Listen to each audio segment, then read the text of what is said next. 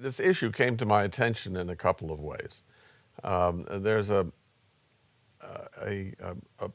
public-spirited individual on the West Coast by the name of Carl Malamud, who for years has been running an organization devoted to capturing many of these incorporated standards and making them available to the public.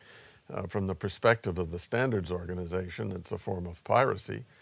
He's stealing their intellectual property and not letting them have control over it. He buys a single copy and then digitizes it, but that doesn't permit him to make it publicly available.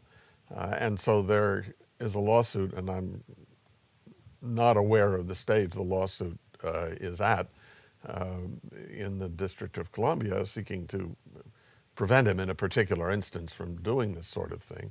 But I'd become aware of his work and this problem, and then learned that the Administrative Conference of the United States was undertaking a study of the practice of incorporation by reference.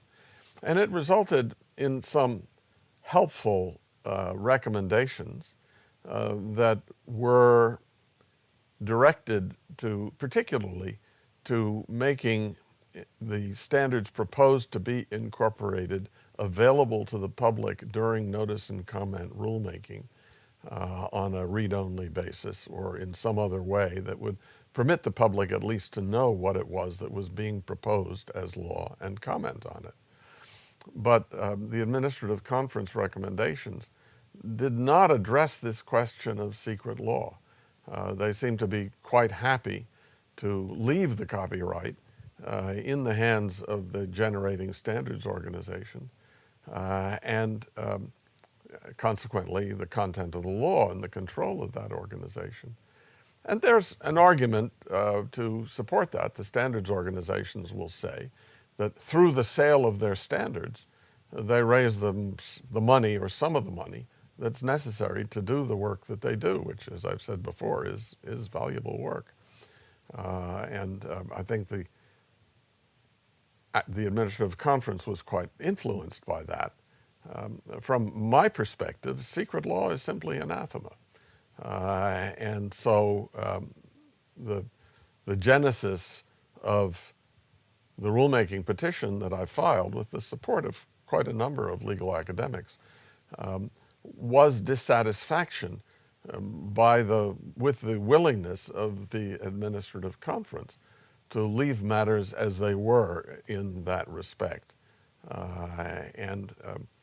Rather, the petition sought a process in which, if a standard was to be made into a legal obligation, then the standard had to be available to the public during the notice and comment period and during the time after it had become a legal obligation. And I should go back and say again that this is different from the guidance issue.